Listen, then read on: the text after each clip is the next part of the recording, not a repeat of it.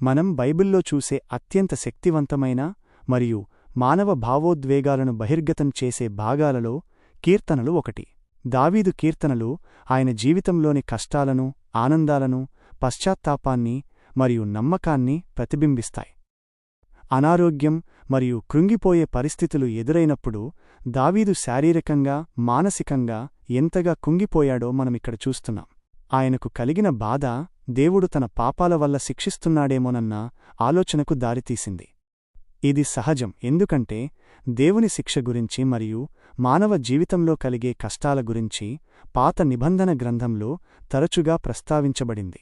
దావీదు తనపై దయచూపమని వినయంతో దేవుణ్ణి అడగడం ఆయనకున్న దైవభక్తిని, దేవునిపై ఆయనకున్న నమ్మకాన్ని సూచిస్తుంది. అయితే ఆయన వ్యతిరేకులు చేసిన దాడుల వల్ల ఆయన బాధ మరింత పెరిగింది. ఈ బాధ వల్ల ఆయన దాదాపు చనిపోతానేమోనని భయపడ్డాడు. కీర్తనలలో దావీదు తన శత్రువులను గురించి పదే పదే ప్రస్తావిస్తాడు.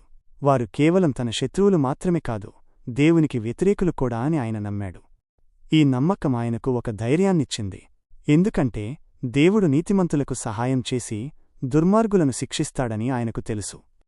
మృతుల స్థితి మరియు షియోల్, మరణం తర్వాత ఏమి జరుగుతుంది అనే ప్రశ్న మానవాళిని ఎప్పటినుంచో వేధిస్తున్న ప్రశ్న. దీనికి సమాధానం బైబిల్లో కూడా స్పష్టంగా వివరించబడింది. పాత నిబంధన గ్రంథంలో మరణానంతర జీవితం గురించి ఎక్కువ వివరాలు లేకపోయినా అది జీవితపు ఉనికిని అంతం చేయదని మాత్రం చెప్పబడింది. ఇక్కడ మనం చర్చించిన ముఖ్యమైన పదం షియోల్. ఇది హెబ్రీ పదం. దీనిని చాలా సందర్భాలలో సమాధి, పాతాళము అని అనువదించారు. కాని దీని అసలు అర్థం ఒక నిర్దిష్టమైన ప్రదేశం కాదు, అది చనిపోయిన వారిని ఉంచే ఒక అగోచరమైన స్థలం. ఇశ్రాయేలీయుల భావనలో ఇది చీకటి, నిశ్శబ్దం మరియు నీడలతో కూడిన ప్రదేశం.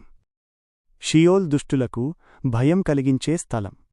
అయితే నీతిమంతులు దేవుని సన్నిధిలో ఆనందం పొందుతారని ఆశించారు. ఇక్కడ ఒక ముఖ్యమైన విషయమేమిటంటే, షియోల్ అనేది హింసలు అనుభవించే నరకం కాదు, లేదా ఆనందంతో నిండిన పరలోకం కాదు. అది కేవలం మృతుల లోకం. మరణం అందరికీ సమానమే. ధనవంతులు, పేదలు, మంచివారు, చెడ్డవారు అందరూ చనిపోయి ఈ షియోల్లో చేరతారు. అందుకే షియోల్ అనే పదం చాలా సందర్భాలలో మరణానికి పర్యాయపదంగా ఉపయోగించబడింది. క్రీస్తు ద్వారా మరణాన్ని జయించడం. పాత నిబంధన కాలం ముగిసేనాటికి మరణం తర్వాత పునరుద్ధానం ఉంటుందని విశ్వాసం బలపడింది.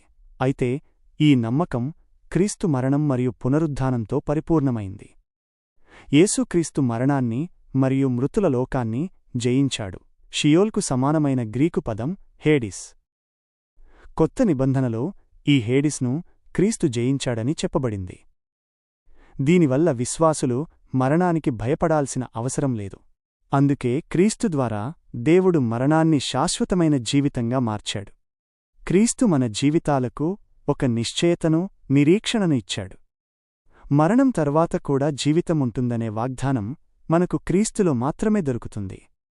ఈ సత్యం దావీదు జీవితంలో ఉన్న భయాన్ని తొలగించి దేవునిపై ఆయనకున్న నమ్మకాన్ని మరింత బలపరిచి ఉంటుంది.